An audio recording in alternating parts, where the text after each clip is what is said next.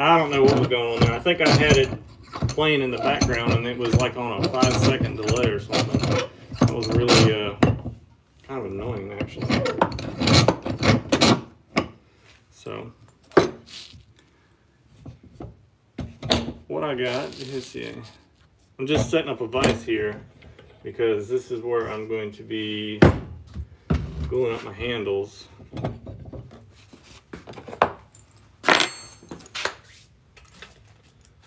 see if we have a pair of gloves I can put on.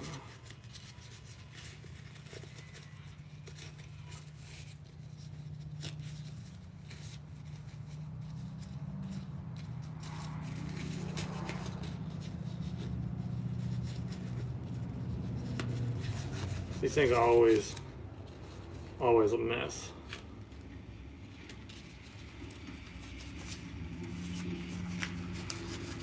Here we go.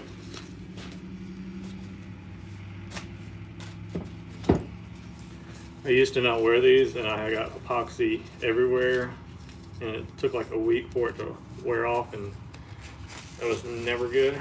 Hey, we got somebody on here. Who we got here in the live? So I'm going to try and give you all a good view of what's going on today. So I need to clean this all up and then I'm gonna wrap it up to protect it because this blade is already finished.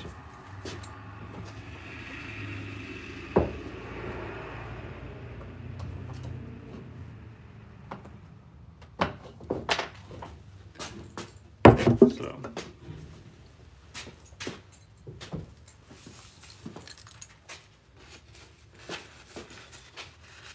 ooh, we got a couple in the chat. Is the chat going or am I just not seeing it? I don't know. Somebody let me know.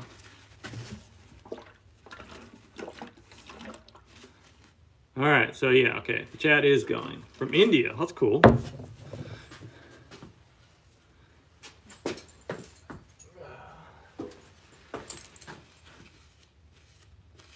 So I'm going to put the handles on this blade first.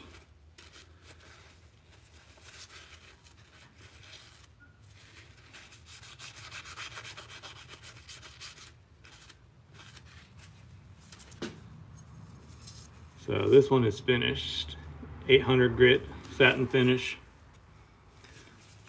Yeah.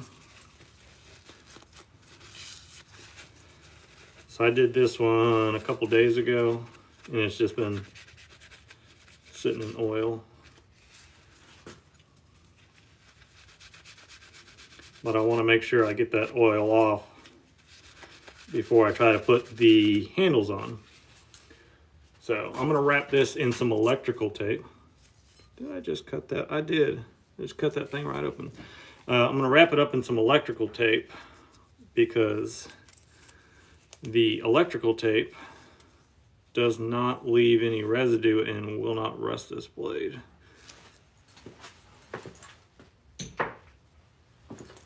So here are the handles. I like to put these on here just a little bit to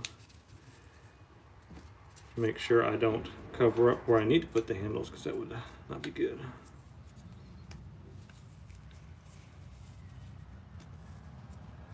I don't know what that means. Good night. Hello, hello, please.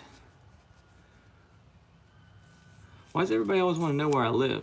Turkey, oh, that's cool. How are you? I'm good. I am good. It is nice here. I live in South Carolina. It's probably, I don't know, 50s right now, maybe, just guessing.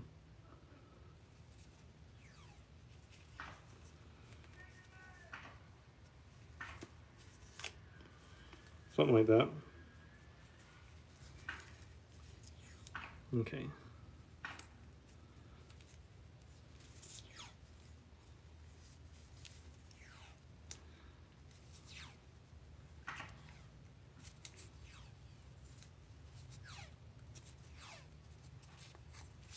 So I'm just wrapping this up so that I can handle it, one, because this blade's already super thin, but it also allows me to protect the blade because this blade is already finished. Why I put the handles on.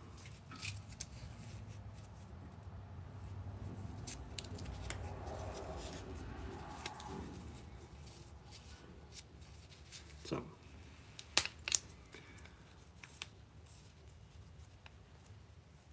shear ram, I don't know what that it means.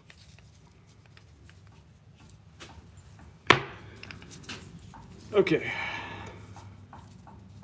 so we have some kind of stuck in there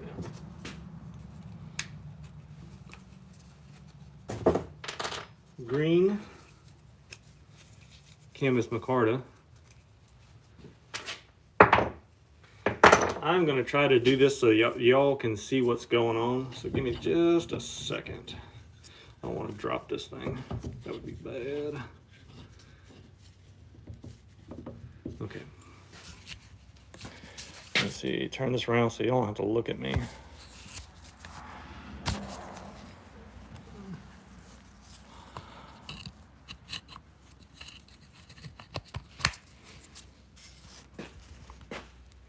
All right, so I just have this in the vise here.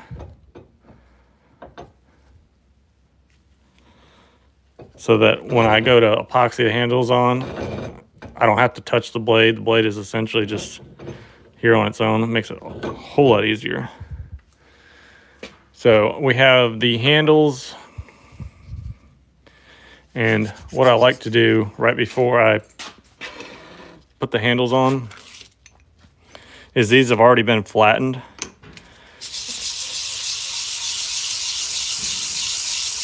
I just like to hit them one last time.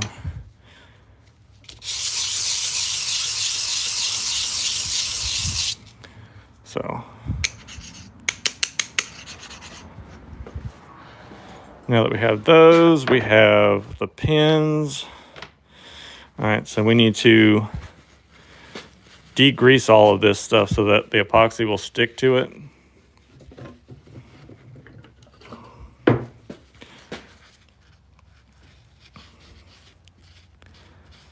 So we'll get the blade.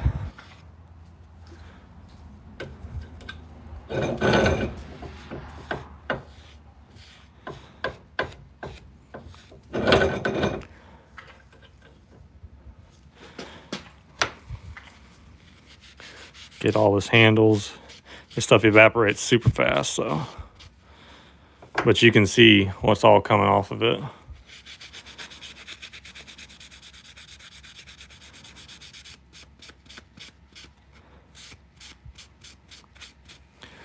And then we'll do the pins as well. These are G10 pins right here, so.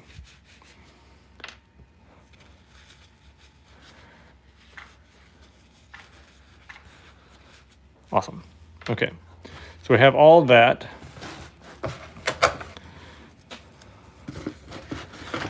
What I'm going to do is just put some epoxy in here.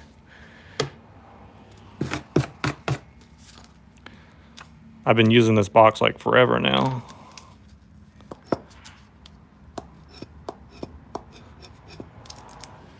And it's a little bit cold out, so I was like, I gotta sit here and wait. Let me do it over here.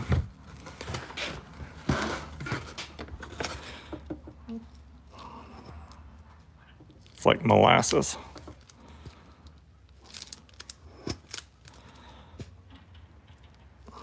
See how slow it's going.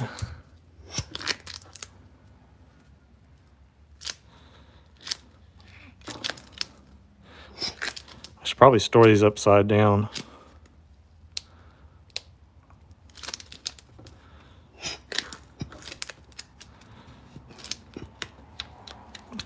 It's like that bottle of ketchup. It keeps moving down, but it doesn't want to come out.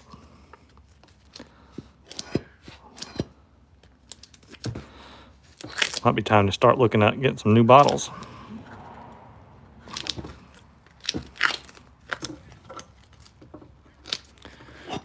super exciting to watch somebody sit here and try to get epoxy out of a bottle, right? Yeah, this stuff's like super cold right now. So we'll have to make sure we get it nice and mixed up well today because it's cold.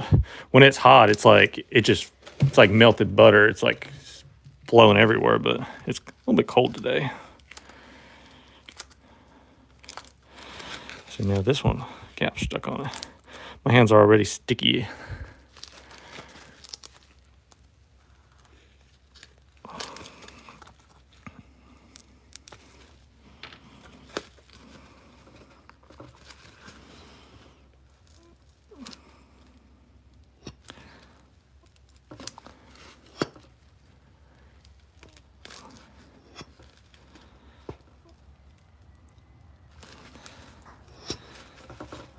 I think you're technically supposed to keep this stuff at 70 degrees.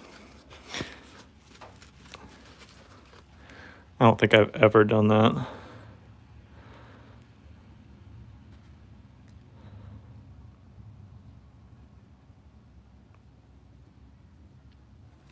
There we go. So when I mix this, I'll mix this up first. But then I'll add some dye to it. That'll turn it black. I use a black dye. Does two things there. One, it allows me to see that I have mixed everything. That's why there's black everywhere in here, because I put the dye in there. But it also, if there was any little gaps, like if you had a clamp that wasn't tightening really good or something like that, it kind of blends in when you do the handles and you really don't notice it. So it's good for that as well. Especially around the pins. The pins are black, so if there's a little tiny gap or something, you wouldn't see it. So what I'll do is I'll take just a little bit, just a drop. I mean, it doesn't hardly take anything of this dye.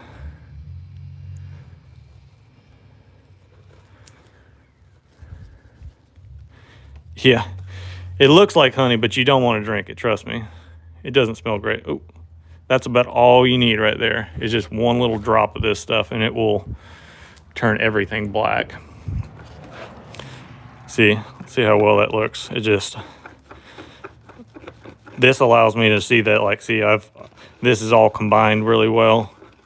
And I'll probably do it a little bit longer just because it is kind of cold out today. And as this starts to work together, it's going to heat up. And it'll start flowing a little better because this stuff heats up when it's curing. So,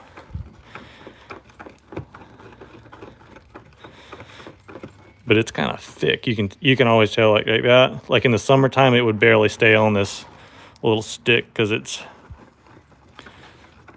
I don't know, it just flows really good.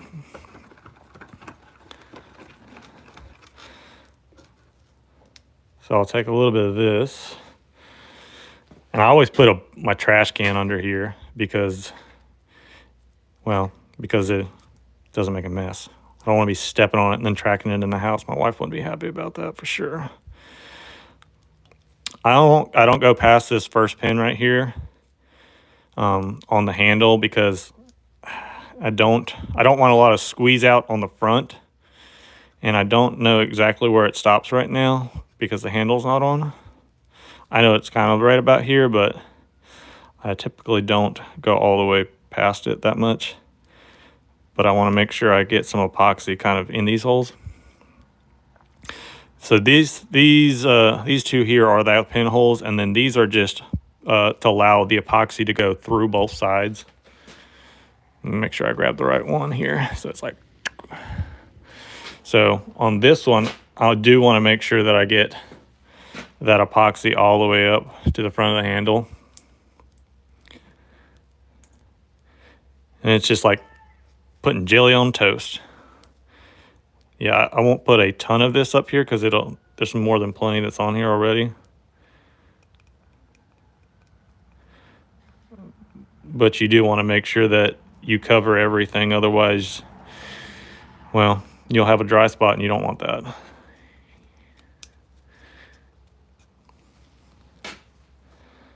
Now, I don't think it takes a lot of epoxy to glue a handle on, because there will be a decent amount of squeeze out.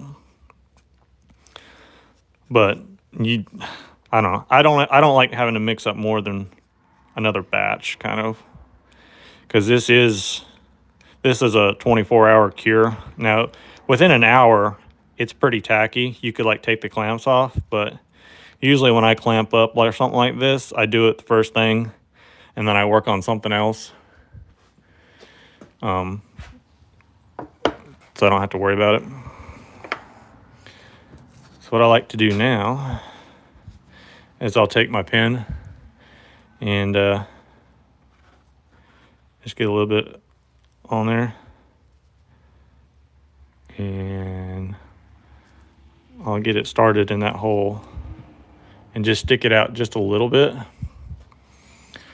and do the same with this other pen.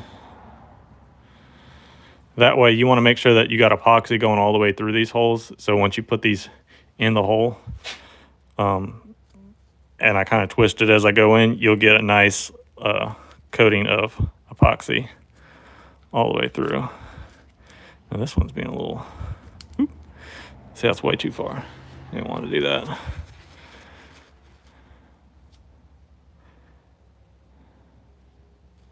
If you go too far, it makes it hard to get the other side on. So this is not tightened up here. So when I go to put this side on, I'll give it just a little bit of a squeeze, and this will stay.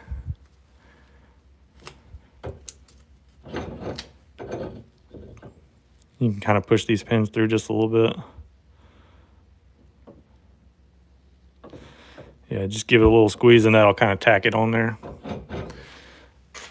And get this other side.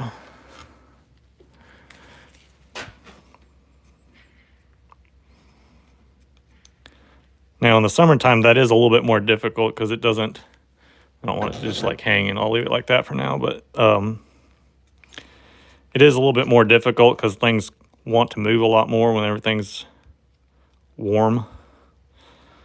And it does tend to take a little bit longer to cure in the wintertime, but it is what it is.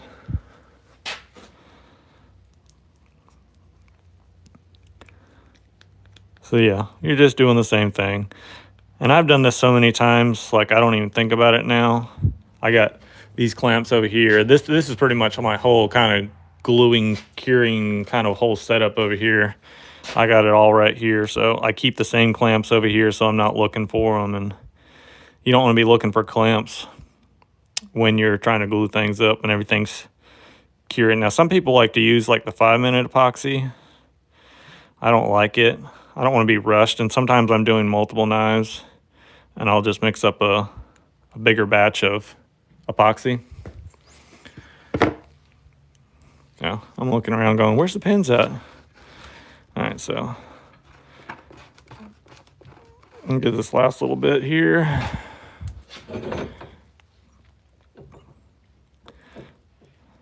It's like tar. And see, this is what these holes through. This allows that epoxy, when I clamp them together, all this epoxy that's in here will cure, will push its way through. It gives it somewhere for the epoxy to go. So you're not squeezing it all out, and it'll bond to itself and kind of, I don't know, bond through the knife.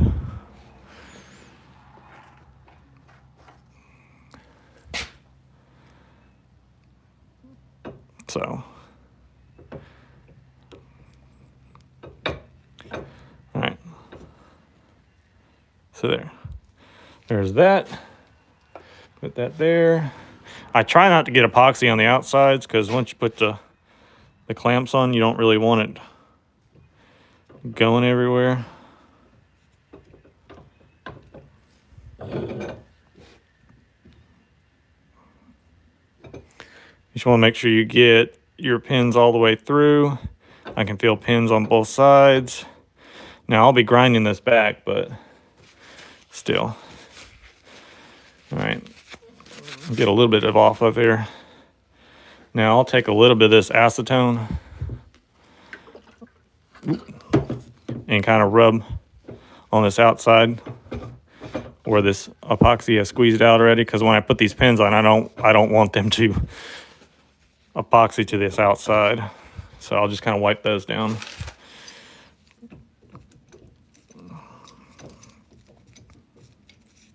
Because I try to get them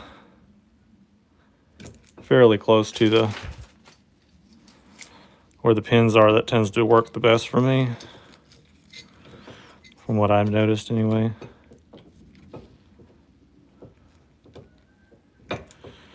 And I'm not tightening these like super tight. I'm just snugging them up.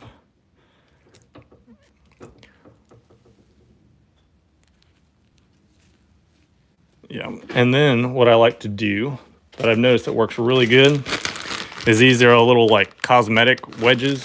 Some people will use the Q-tips, but I like these. I'll take one of these little squares and just kind of, what do we drop in there? Oh, it's a piece of rubber. And let me take this out of here. You can see we got some squeeze out up front here. I can just take this thing. And see, now it's all right there. One pass. I might come back and clean it up, and then, but you don't want to be like wiping and wiping and wiping, because it'll just kind of keep it on there. Let's see, this one will get a little bit more.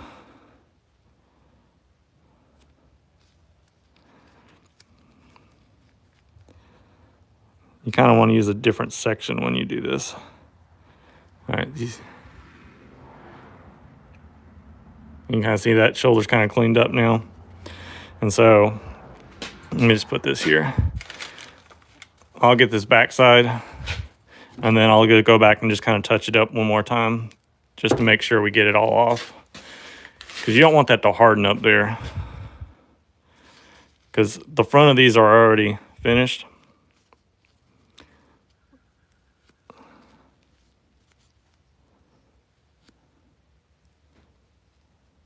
So it looks good there. And the same on this side. Boom. So now once it's in this stage, if you get it in this vertical position, like all this, I can do whatever I want up here. This blade's protected. You kind of hold it in this upright position. It'll keep more, gravity will help you keep that epoxy from coming up once you get it clamped that first initial. But I might come back in like an hour maybe and check on it. You might get a little bit more squeeze out, but once you get that initial squeeze out, you're usually pretty good. So I'll just set it like that, and that's done. And I'll take this and put that back on there. And then when I'm done, I like to pull them off like this a little bit. Oops, see, like that one I cut with the knife earlier, so I'll just take this one off. You can kind of pull this off a little bit. See, and you can reuse that one. Hands are clean for now.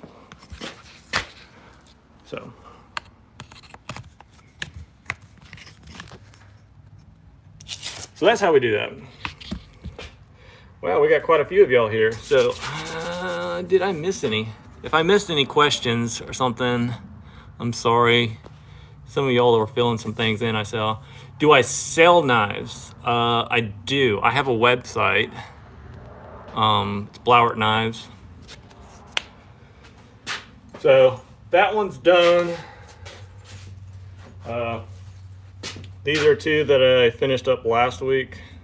I got the handles on. I ground the profiles around. So that's why I'm trying to get to this point with all of them, is so I can shape all the handles at the same time. I'm finishing the blades, epoxying, putting the maker's marks on.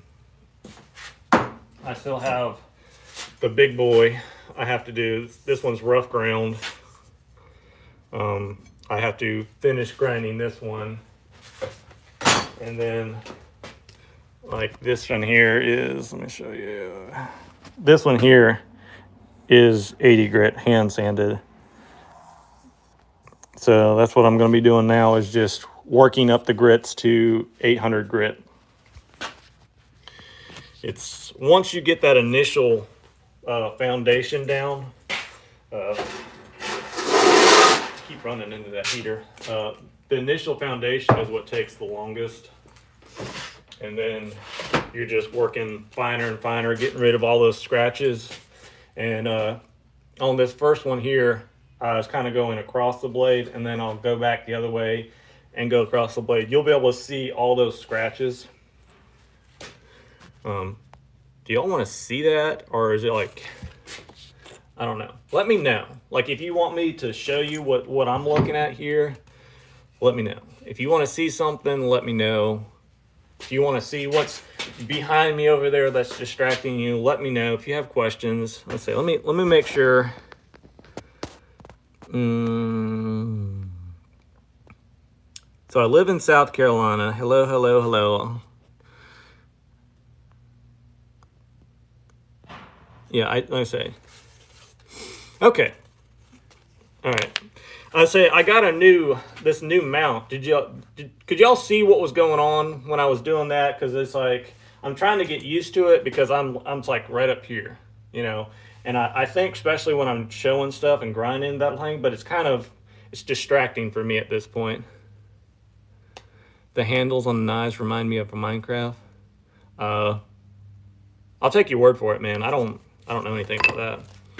So I'm trying to get used to it and some other things so I can really show y'all what's going on. So if I could keep it off to the side, that would be easier. But yeah, definitely a different camera angle. I'd like to get another camera at some point. That would really help. But like I said, I have this light right here. I can kind of shine and look, and you can see, hopefully you can see all these scratches. Like the length of the blade is coming this way, but these scratches are kind of just off a little bit of this angle this way. So this is 80 grit, and I ground this blade up to like 220, and then I go back and finish it by hand, because this is actually from here, it kind of has a slight blends all the here into the flat, because in my kitchen knives, I don't like to do plunges. Like this little blade here has these plunges in here. When I do a kitchen knife, I don't like to have those plunges. I like to have it a smooth transition all the way up from the handle right into the blade. So I kind of blend it all together. There's like many facets where this is ground this way, and then it's kind of right in this area, it flattens out. As you can kind of see, like this one over here.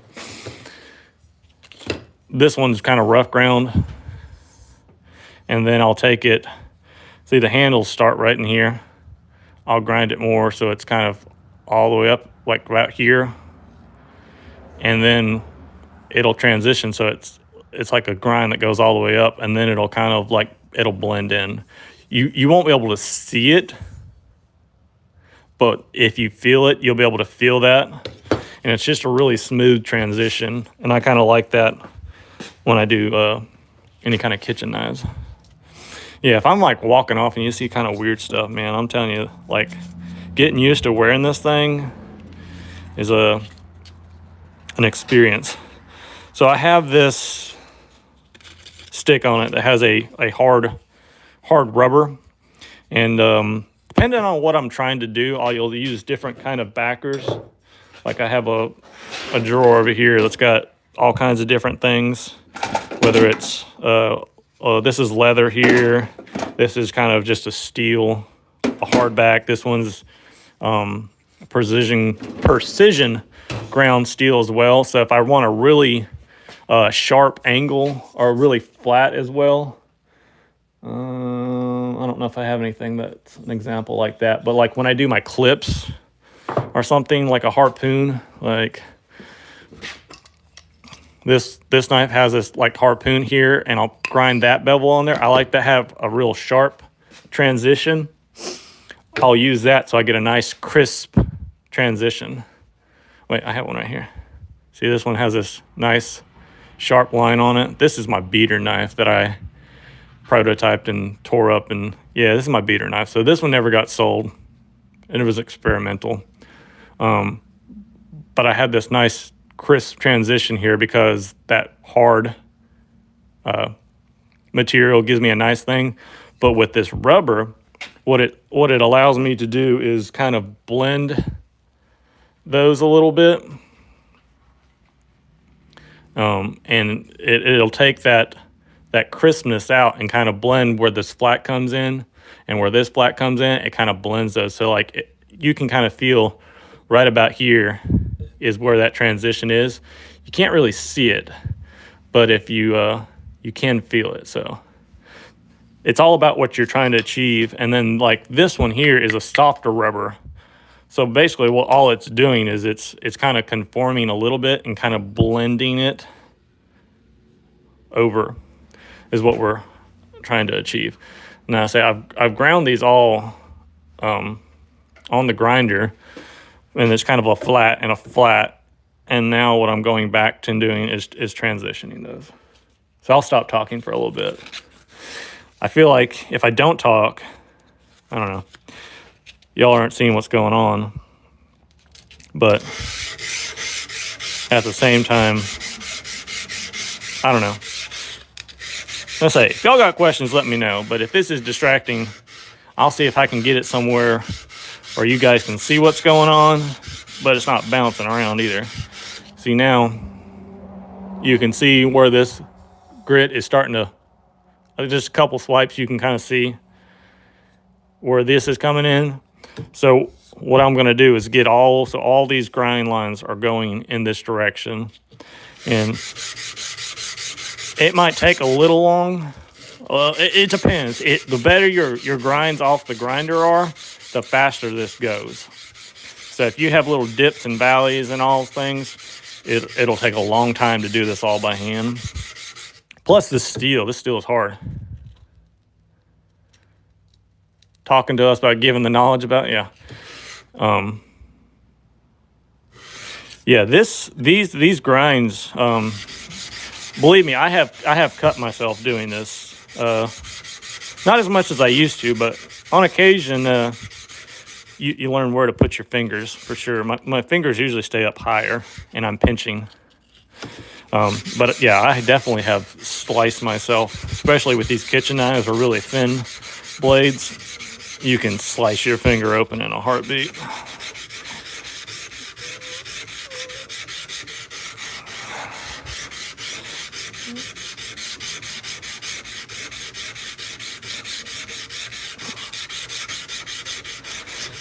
And now this sandpaper is super awesome. I love this sandpaper. It's really good. I feel like sometimes this light doesn't allow you to see. I don't know. You can already see that it's like this spot right here is kind of cleaning up. Oh, what made me get into making knives? Well, I grew up doing carpentry work with my dad. My dad was a carpenter, so I spent summers working with him doing carpentry work. And we happened to go into this specialty wood store, and they had some knives. I say knives. They weren't the best knives, but they had knives that you could like put handles on. And I was like, that's kind of cool because, you know, working with my hands and stuff. I got one of those and put some handles on it, just some like black cherry handles, you know, something like that. And I was like, that was cool, you know, that was kind of fun. And so I made that knife. And then what happened was I lost my pocket knife. And I had gotten so used to carrying a pocket knife and always having a knife on me because I was always working and doing things, being out in the woods or whatever I was doing. I always had a knife on me. I felt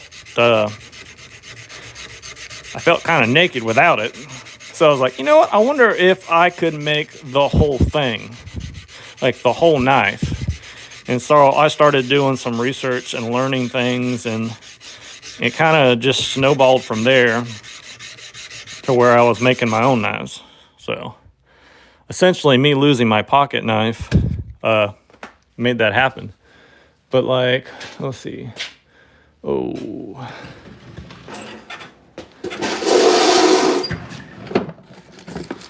This is my leather drawer.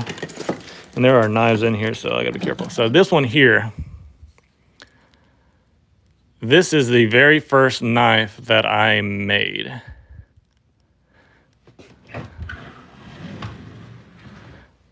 Okay, so this one was made from a saw blade. This is a corn cob handle and some nails. That's where I started. You can look at the knives I make now. I would say that they're significantly better, but that was the first one I made, so had no idea what I was doing. That one kind of lives in the drawer and cuts strings for my stitching and stuff. It still works good, man. That thing still will take an edge, but like it's not heat treated. Like I had no idea what I was doing, but it'll still cut, so I still use it. It's a shop knife. Like I said, like the other ones I got, there's a lot of ones that are like I'll try something and it doesn't work out, or it's like I messed up, and they just become shop knives. Like this one here. Like, I like the profile. Like, I don't know if you can see the profile. Like, I like that blade shape. But, yeah, I totally screwed these up. So, part of it is you got to learn, and you can't be afraid to mess things up. Because, I mean, there's knives everywhere that I've messed up. And that's how you learn. If you don't ever try something, then you can't be successful, I guess. I don't know. I wouldn't say I'm successful, but you never learn anything new.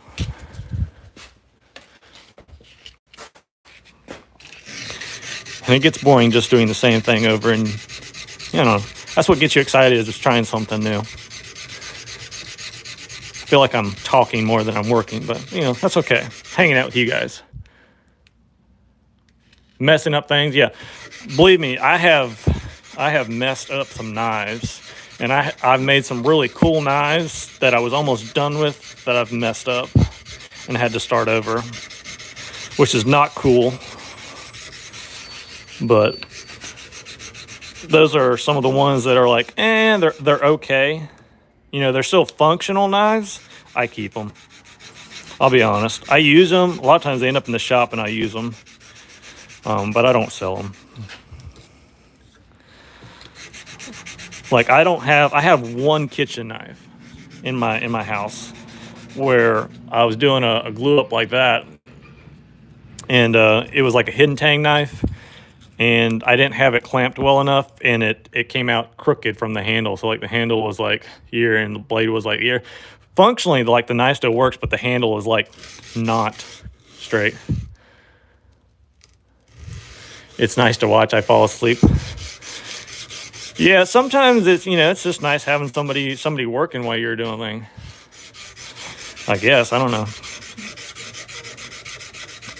I listen to other people work sometimes when I'm taking care of the babies or putting in the babies to sleep. A lot of times I'll sit here and sand or work on blades or handles, and I'm watching something or listening to something else.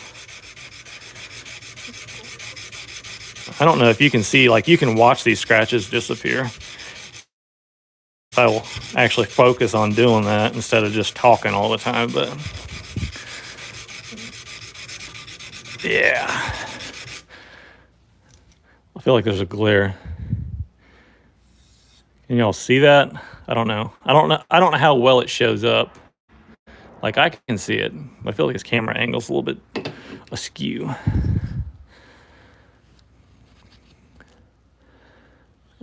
Is that better? Looks better to me, I don't know. But yeah, sometimes if you have too much light, and you can move around, like there's some scratches right here. You see them right here? Yeah, I haven't really worked this tip because this is usually where I stab myself if I come off, and then I'm like, I have cut myself. Like, see this scar right here? Yep, right there. There's another one right there. Gnarlies. So this one's always, the tip is covered up right here, so I can't stab myself from the front. But ask me how I learned that lesson. Just take a guess, you'll figure it out. All right. So I don't sit here and use this sandpaper forever and ever. Like if I can feel it stop cutting, I move on. This is probably one of the best things I got for doing this. Thanks, man. Yeah, and say if y'all are enjoying what's going on, I'll be doing these every week. This time, Tuesdays on 4 o'clock. Yeah, subscribe, get notifications, you know, all that stuff you're supposed to tell people. I don't tell people that. But if you like it, you know, go for it.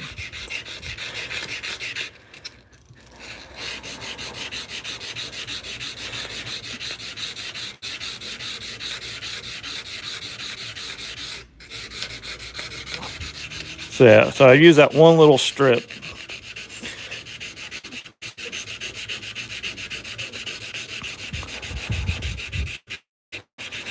I'm gonna concentrate on this tip just a little bit.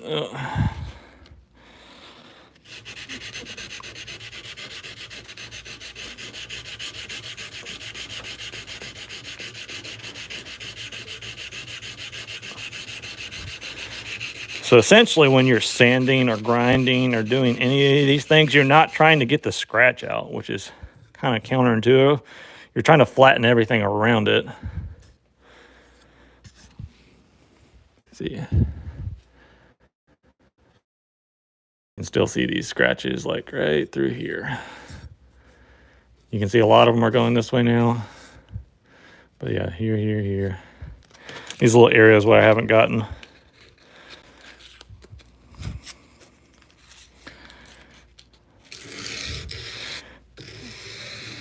And all you're doing is just making scratches. But when you're making those scratches, you're getting rid of basically the points of the other scratches because they're just like little ridges up and down. You're getting rid of those other ones. So you're making the surface smoother and shinier. But what you're also doing is you're making the knife thinner. I'm thinning out this edge. And if you want to get super technical, you're lowering the coefficient of friction, which means it will cut better through whatever you're cutting through. If you have something that's like, I don't know, a really coarse grit, and you cut through something versus something that's has a really polished edge, like you think like a razor blade, they're all, well, one, they're thin, but they always have a polished edge because that polished edge allows you to flow through something with less resistance. So this will help with that. I've already ground this. Basically, this entire, not this entire process, but a lot of this process has to do with how it cuts. Because I could take, maybe not this one, but definitely some of the other ones, it would cut through things without it being sharpened. Because it's ground like 10 thousandths or less. Some of them are like 8 thousandths, which is just like a human hair is like 4 thousandths thick. So it's like twice the thickness as a human hair is basically what these edges are before I sharpen them.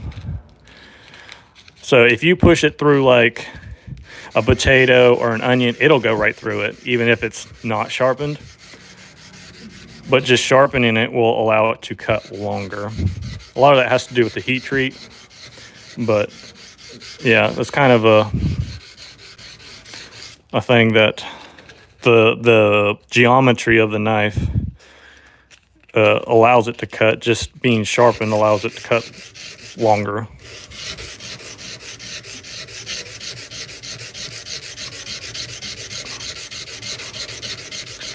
So I'm gonna work on this little area. I don't have to grind all the way up here, but I know this hole right here is where my pin is gonna be, so I know kind of in this area I need to kind of get so that kind of like that one I just put the handles on, it'll have a nice,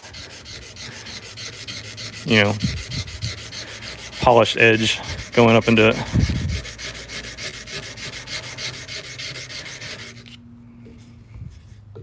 And see, you can see, like this all looks good here.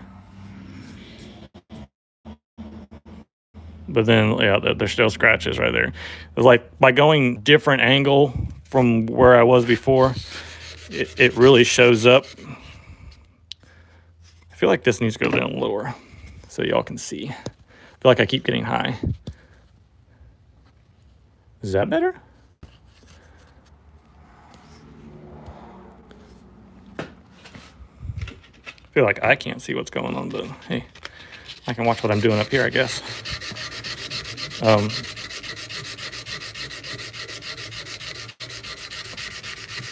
Yeah.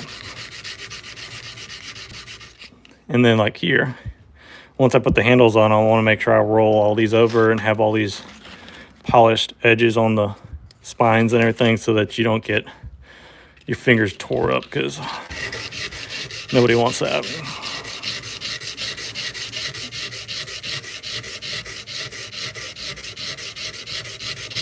Is anybody learning anything?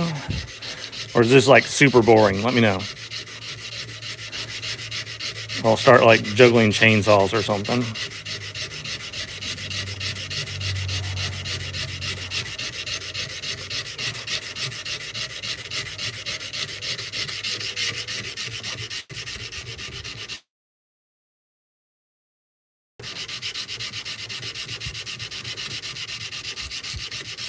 Has anybody got any other questions? I don't mind answering questions. Questions make things fun. If y'all are going to hang out with me, I'll answer your questions as well.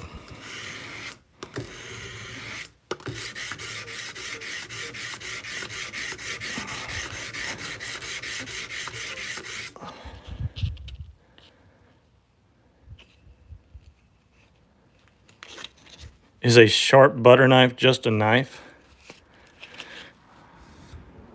Is a sharp butter knife just a knife? Well, I guess if you're talking about a butter knife is what they call flatware. For the most part, I would say they're still heat treated like a knife, but they don't really have an edge. I can tell you the history of that. Anybody interested in how they came up with flatware? Let me know. I'll tell you that story with it. Yes. Abby says yes, so we're going to go with Abby. So probably, hell, I don't know the exact time. I'm not going to act like I do. What grit paper am I using? Interested. I'd like a sharper butter knife. Knowing that history would be cool. Okay, so I am using 120 grit. So I've already used 80 grit. Now I'm using 120 grit and going the opposite direction, getting rid of all the 80 grit scratches. So we're getting there, almost close. So maybe me telling you the story of flatware will kind of alleviate some of that. This is also Redline. It's in Indasa Redline. They have a couple different lines. Rhino Wet, phenomenal paper. It's from Portugal. But yeah, this is phenomenal stuff, especially with steel and wood. This is an aluminum oxide sandpaper, but it's probably the best hand sheet paper that I have ever used and found. A lot of people agree that in this, I think a lot of them, they do auto body. Anyways, back to the story. So flatware came into time probably in like the Europeans, maybe different times around the world, but as far as I know, in like the European area, where people had like daggers and dirks and all these things that they kept on their personal possession, like, you know, kind of we do, like I got a pocket knife I carry with me, stuff like that. I have a couple different knives I carry for different things. They had these small blades on them. And so when you would go to like royalty or king and you're sitting at this dining hall or palace or wherever you were eating, people would just use their side carries, or what we call our personal carries, to just reach out and cut, you know, big piece of ham off or whatever. They didn't provide like a carving knife. It really wasn't a thing. So what would happen is if there was some kind of heated argument or disagreement while they're making treaties or whatever they're discussing over this meal, people essentially had weapons, you know, sitting at the table that caused some, you know, bad things to happen. So a lot of times if you talk about like the Wild West or different things like that, you'll see like when they come into a saloon or something like that, they have to surrender their gun belt or something like that. And it's essentially the same thing. Is they started making this flatwell that was flat and blunt, and you could like stab somebody with it, but it wasn't like you were going to cause any damage. So that's essentially where they started using flatware and these kinds of things, where before it wasn't really, it became a problem where people were getting stabbed, or kings, or, you know, these officials, you know, that didn't agree with what these people wanted to do were like causing these things. So they decided that was necessary, that, you know, these knives didn't have points and weren't sharp, and a little bit more civility, I guess, is how that became. So yeah, I think they do. I know they do a lot of auto body stuff for like cars and stuff. But yeah, pretty much. I know Amazon definitely carries it. I think Amazon. I've never bought it from Amazon. Usually I buy it when I buy other supplies. But a lot of knife making supply places carry it. But they come in a couple different things. Like they have this. This is not it, but they have this, what they call a PSA paper, where it's sticky on the back. Like I can take this off and it's like sticky. So you can like, I don't know, put it on a backer or something and it gives you a flat or conforms. They have a couple different ones. They have like the looped ones and stuff. A whole bunch of different applications for it.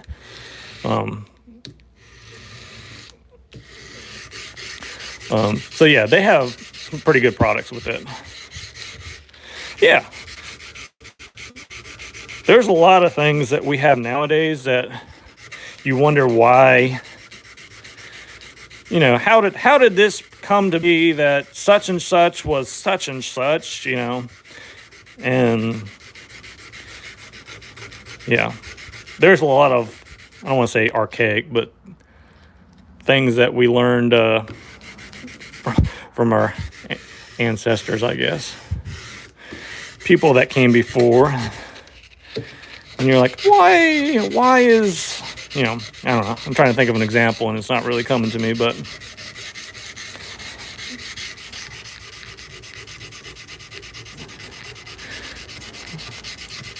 so yeah. I could see that being a problem where somebody, you know, like a poker game breaks out. Yeah, see, exactly. Strange things happen. Yeah. Dr. Pepper was the same way. 23 flavors, like they just mixed everything together and like, yeah, try this. Basically, like we would call that like a suicide or something like that, where you just mix all the flavors of drinks together. But Dr. Pepper, a lot of the soda places were in pharmacies. And you would find was the soda fountains, the bubbly concoctions they would give to kids. And tell you honestly, those are some of the best ones. If you can find one that still has one, like anything like a root beer on tap from some of those places, that's like the best root beer. All right. Let me see if no, there's still some scratches. I don't want to get y'all out of the way, but I'm trying to see what I'm looking at here, because I don't know, the angle's kind of hard for me to see. So here's a few scratches right here on the tip, and hopefully I won't stab myself in the process.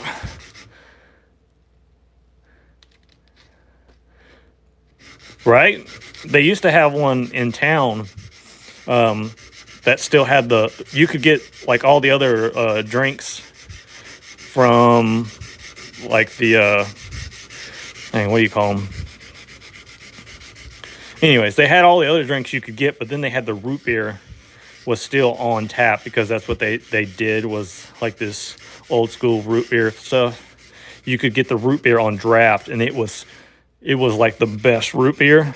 And then like we went in there one day and it was like you couldn't get it. And I was like, what happened to the draft? And they're like, well, it was leaking, so we just took it out. I'm like, that was the whole point of coming inside and sitting down here, was to get the draft root beer. I'm like, there's no point in. It's like you just got mad. It's like, I don't even want to eat here. Like, the burgers aren't that great. The fries are okay. Hot dogs are, there's better places to eat hot dogs. It's like you came here for the root beer and you took the root beer away. Okay. Maybe it was a little dramatic, but it's like, well, it was causing some problems, so we just got rid of it instead of fixing the leaky tap. We'll just change it out. I'm like, man, that was ruined a perfectly good thing. Sound like an old man. Back in my day. It is. Back in my day, we had to walk 3 miles uphill, both ways in the snow. That's a true story, though. I did have to do that.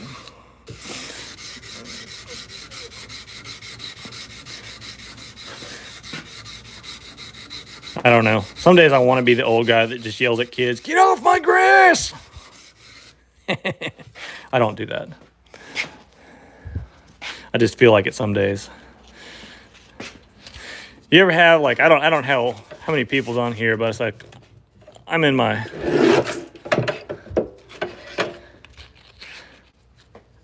Yeah.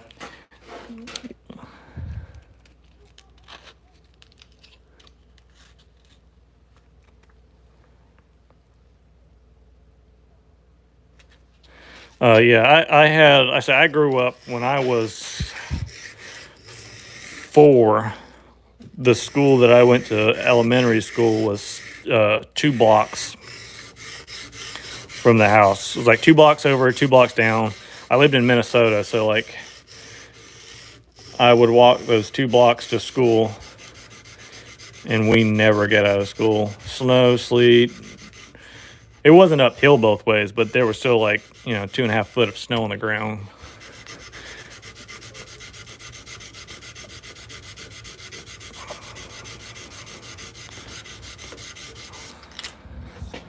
Like you're talking about stones? I have some stones. Like these die maker stones that I use sometimes. But they make it flat. So it's not what I'm wanting to do. I want to make it,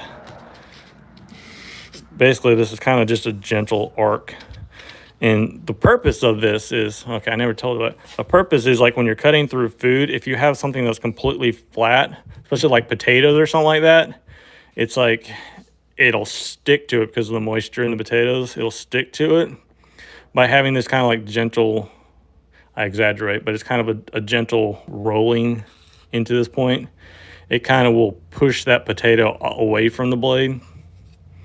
So by having this thing, it'll cut through it, and then it'll kind of get to this point where here, when you're cutting through it, it pushes it away to allow it to release, because otherwise it gets like a suction on there.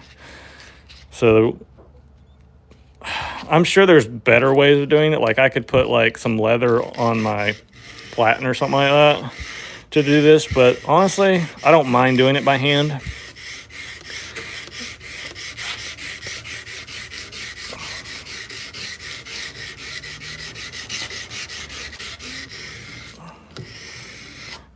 And that way I know I'm getting a good finish on the blade as well. Because if you just use the grinder sometimes, like you're grinding the same way all the time, you don't know if you're actually getting rid of those scratches. It looks like you are, but sometimes when you go back and look at it, there's still scratches there. So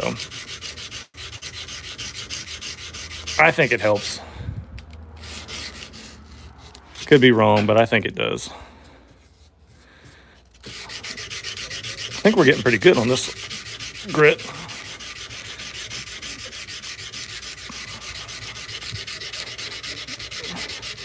I don't know how we got to talking about walking uphill in the snow. It's like sometimes these lives just go in a completely random direction. I'm talking about stories of flatware and walking up snow, and somehow it circles back to food and everything else. But hey, y'all are the ones talking. I'm just answering questions. I mean, I can make it up too. I can tell all kinds of stories, I'm sure. Can agree or disagree, you know, but I'll spin a yarn, sit around, you know, like you did in elementary school and listen to the stories.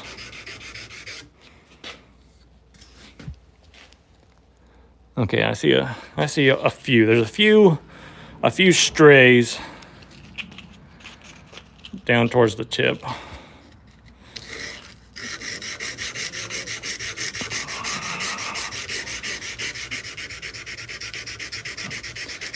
If I would stop going all over the place.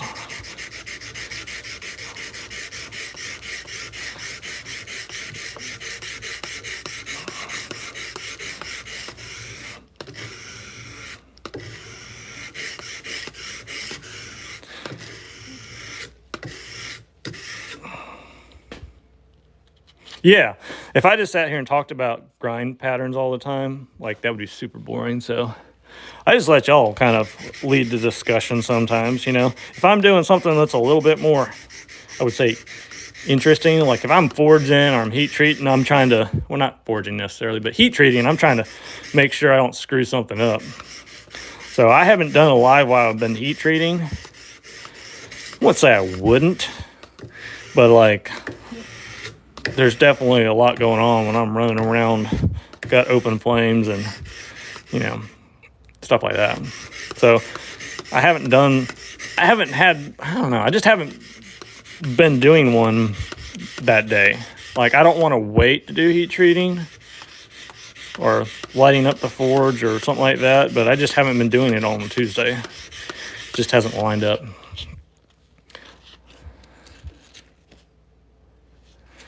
Yeah, it takes a lot of, because a lot of times I'm doing multiple cycles and I'm doing multiple blades when I have things like that going, just because it's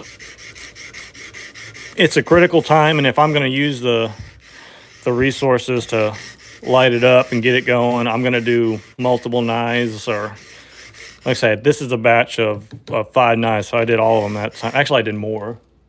I did probably like 8 or 9 at that time. So I'm running each one through different cycles, normalizing, and I don't know. I don't want to use a whole bunch of technical jargon, but I'm doing a whole bunch of cycles of things and trying to keep track of what knives has already been cycled through and all this stuff. I'm not saying I wouldn't, but if I was forging, I think that would be cool. Do you think it'd be cool to do like a live forging? Because I haven't done one, and I feel like that would be cool to watch. I think it would be cool to watch.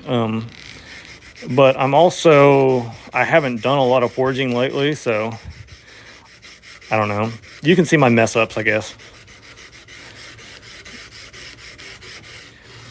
You can learn from me screwing something up. Then you can laugh at me.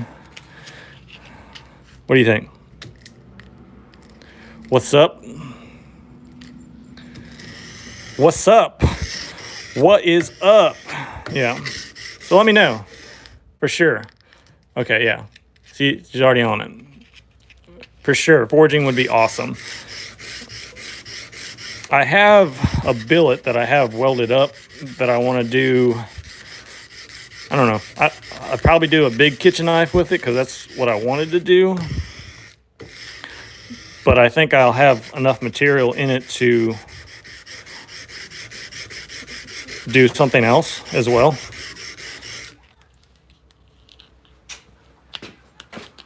Because I got, oh, where's the bench? Okay, here it is. I got this piece welded up where these thicker layers would be black. Like when I go to etch it in acid, they'd be black, and then the smaller ones would be silver. So you'd get like this kind of like thin layer of just like bright colored wiggle through it. Would look kind of cool. So I'd like to do one like this where it's got like an integral bolster up here and make a big cool knife. But then I'd also like to do something cool as well, like a small, maybe a small one like this or something. That would look cool with that little line or something in it. But that's a project for another day. I'm not getting paid to do that right now. That's just something I want to do. Like these knives are a commission set that I'm working on. All right, let me look at this. Sometimes it's really hard to see sometimes. And there's still scratches down here. I just haven't been focused on that little thing. I guess because the way I have it set up where so you can see, I can't see it as well. But that's okay.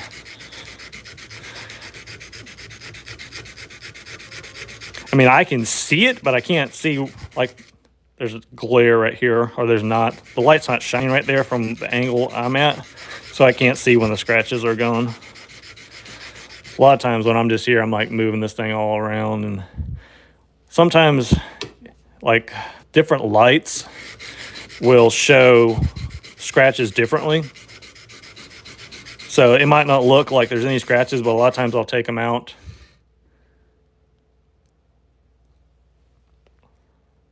Yeah, that one's going to be a cool project because I would like to do that and then have some professional photos taken and maybe get in a magazine, maybe.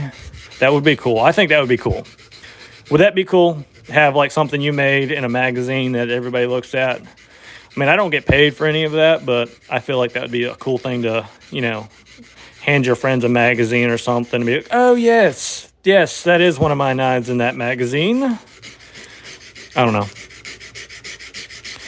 So a lot of those, they need professional photos taken because they do all the Geek Squad stuff so that they can blow it up and do all the things that they do in magazines and stuff. Yeah, I think it'd be cool. Also, my wife said if I ever got a knife in a magazine, I could put it over the mantle. So I would just kind of, you know, strut around the house after that and, you know, grunt and stuff or something, you know. Best way to get a lot of rust off carbon steel knives. There is this thing. It's called, dang, what is it called? I know one of them that you can use is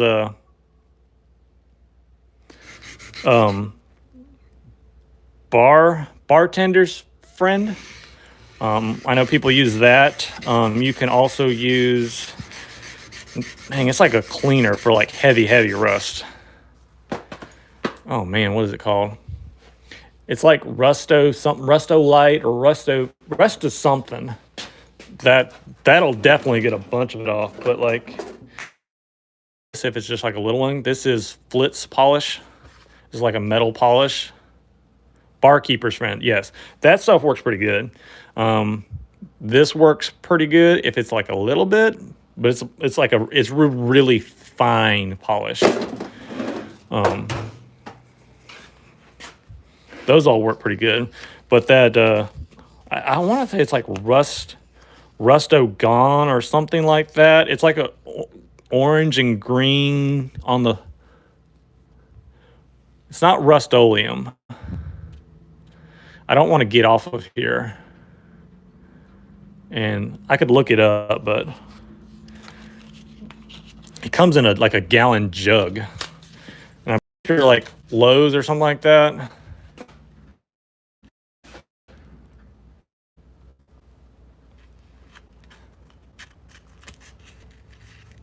For outdoor use, if you can wax a blade, like I have some of this, I think, what is this stuff called?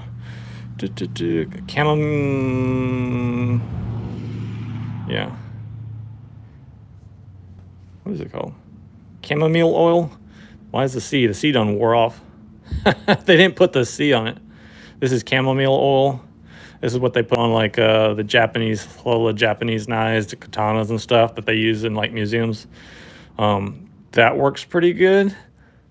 But if you can wax it, like get a hard wax, the wax will hold better. There's a guy that uses his company's what's it called?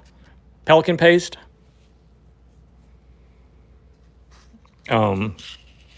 He has a hard wax that's really good. I got some Renaissance wax, which I use for like museums and stuff like that, waxes. But if you can get a wax on there, that wax will help protect that blade better than an oil will. Especially if it's a hard wax. If you have to melt it, like if you got like a hard carnauba wax, kind of like you use in your cars, like a hard carnauba wax, something like that. Well, it's kind of hard. It'll harden on your blade. Yeah, see, there's a lot of different ways. It depends on how deep the rust is.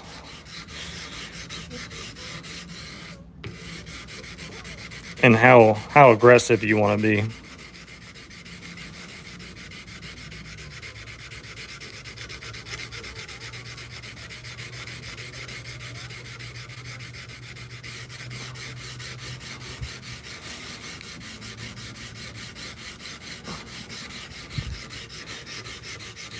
But a lot of times if I'm doing something outdoorsy, I will usually have this thing of acid over here. I'll put it in that, and that'll turn it black.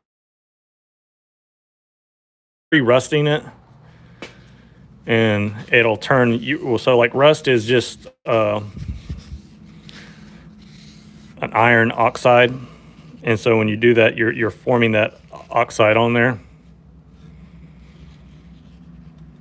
and it will turn it black, which looks cool, but it'll also kind of inhibit it from rusting further. So it's like a controlled rusting. Same, well, not the same, but similar, like you would do like gun bluing, things like that. I have some gun bluing I do too for a little bit different effects, but it all works.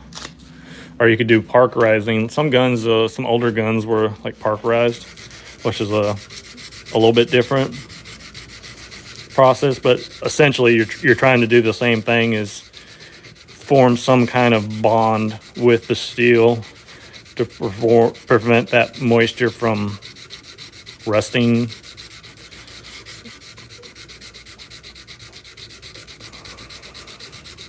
So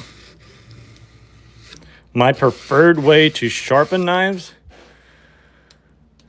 yeah, it is definitely ventilation for parkerizing. My preferred way to sharpen is I use Japanese water stones.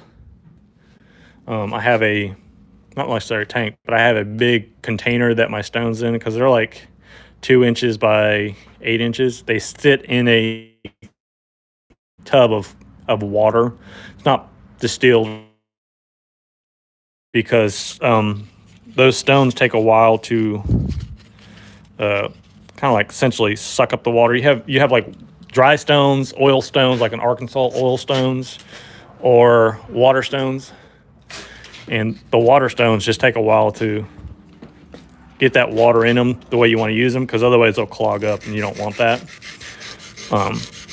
But a lot of my knives, I grind them pretty thin. Like I said, these kitchen knives are ground under 0.010 of an inch before I come off the grinder with them. And then I'll finish them by hand, so they might be anywhere from like 8 to 10 thousandths by the time I actually start to sharpen them. And I'll start with like a 400 grit Waterstone, and depending, I will finish at a, what is it? I have a 400, and then I'll go to 1,000, and I want to say what I finish at is a 3,000 grit Waterstone, and it's basically kind of just polishing the edge at that point. I have a 10,000, but I don't use it a lot, just for kitchen knives. But you want to talk about a popping edge, that'll do it. Yeah. I put a little water on it, and then say you get a nice slurry on there from kind of like all this stuff does, but it's like the stone, and you get a slurry on that. And I like the Waterstones. I say they're a little wet, and say you just put a little bit on there. You want to make sure you have like a layer of water on there. Some of them, like the lower grit stones, you'll be able to see like the water kind of like absorb into it, and it kind of like runs in and runs out back, because I sit it on top of something so it can walk in. Yeah, anything. There's some that are like, if you can get like, I like there's so many different things when it comes to sharpening, but I'll say I like them just I think the ones I have are King. They use them in like a lot of woodworking stores. You can find them. It's a Japanese Waterstone, but one side is a 1,000, the other side, it's either a 3,000 or a 6,000. I don't remember. They might make different ones. Yeah, it depends on some steels, like the Waterstones won't. You can use them, but they take a long time. Some people like the diamond stones. The only thing I don't like about I don't like to finish on a diamond stone. Like if you have something that's really hard or abrasive resistance, the diamond stones help with that. But I don't like to finish on it, just because if you look at them like under a microscope, just the way that the edge is with the diamond stones, I don't like the way they cut with that. Like you can use a diamond stone and it's really aggressive, and it might cut really good, but like I just don't feel like the edge is as sturdy. I could be wrong, but just like the same knives, the same steel I've used both, and I feel like the ones I finish on diamond stone or on the Waterstones, I just like the way they hold up better. I feel like they keep that sharpness longer. And it's not like the diamond stones aren't making them sharp. They're making it sharp, but it's like they're like almost like a saw, where it's kind of like where the diamond stones or the Waterstones allows it to be more like the point. The diamond stones are just super aggressive. That's my experience. I mean, there could be better diamond stones, and it's like anything. I'm sure there's better versions of things, but just the ones I've used, and I still have some. I might have some in the drawer. I don't know. I'm sure I do. I'm in Hones. I like these. This one I think is like 800, something like that equivalent. If you have like Reapers or something, this does work really good. But I like finishing on the Waterstones if I can do it.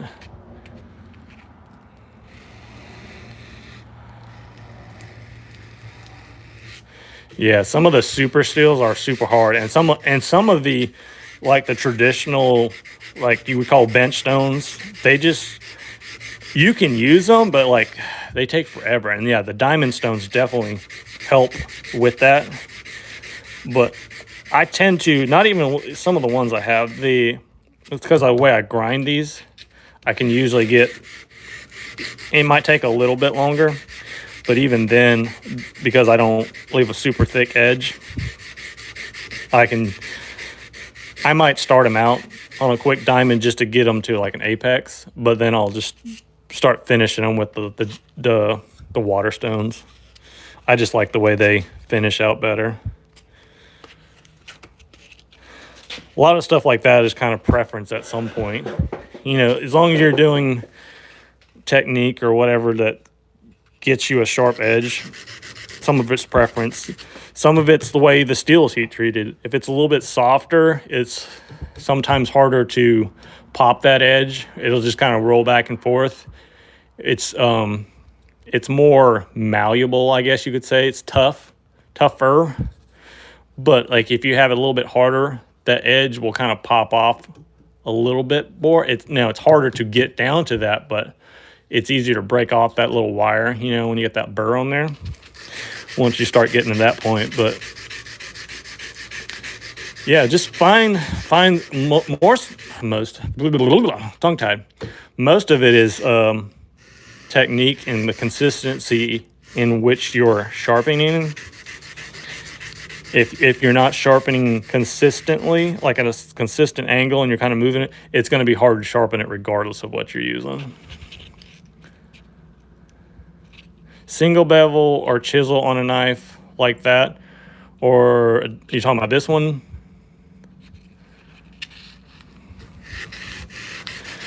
These are ground. These are a double bevel. So yeah, these are ground on both sides. Let me take this off. I still think there's some scratches on here. I've been talking more than I've been working.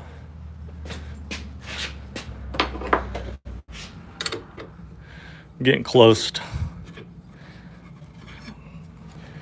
See, you get all this blip on here. You can disregard all the dirty shop here. So sometimes it's not very sunny right now. Like we got ice. You can kind of see we pretty much have all our scratches in this direction now. So that's 120 grit. And now I've been talking more than I've been working. I can do this a lot faster when I'm not talking, so that's why I don't do lives every day, because I get to talking more than I'm working. So I'll take that up to 800.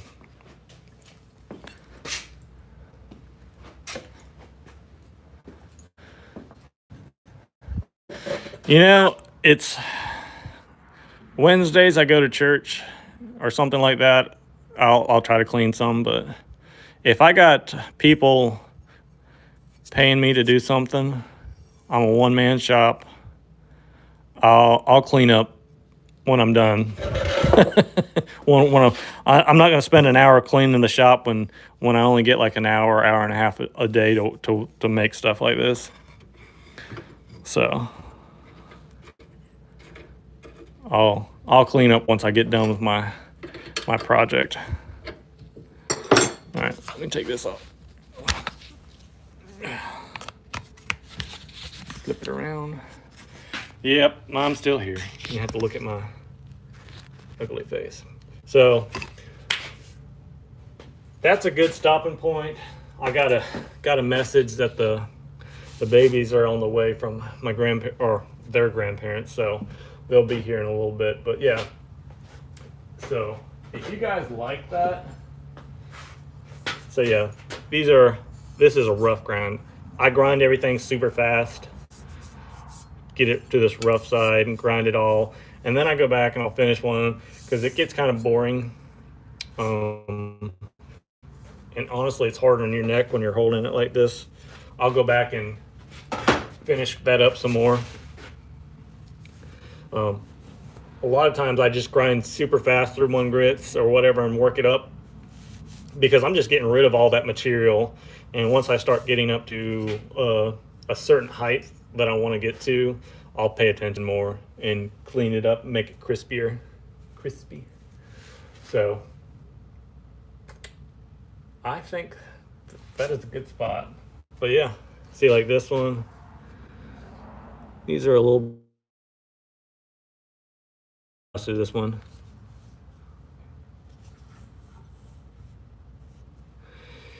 Yeah, I don't. Some people are like that. I've never had an apprentice. I've had people come hang out in the shop, but thought somebody was driving in. I've had people come hang out in the shop, and I've taught them how to make knives, but never really had an apprentice that came and go, and it was actually like working for me. So,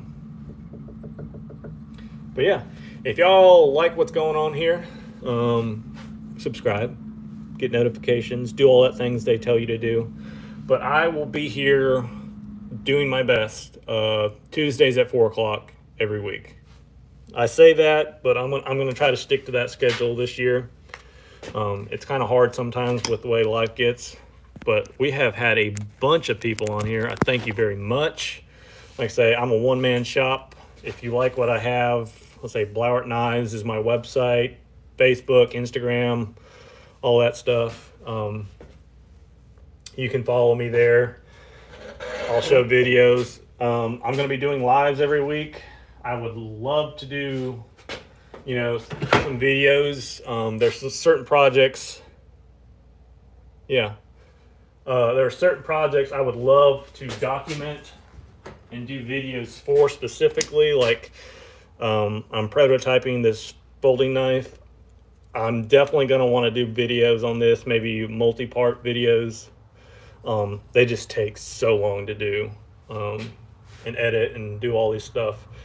And like I said, I get maybe an hour and a half to work every day.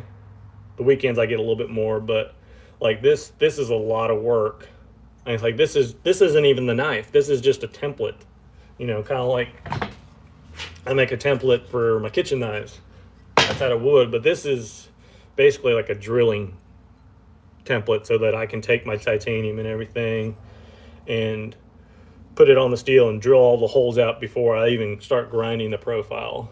But yeah, this is going to be a project. I'm hoping I can get to it this year, but it seems like anytime I get close to finishing a project, somebody will want me to make a knife for them, and I'm technically not getting paid for this right now, so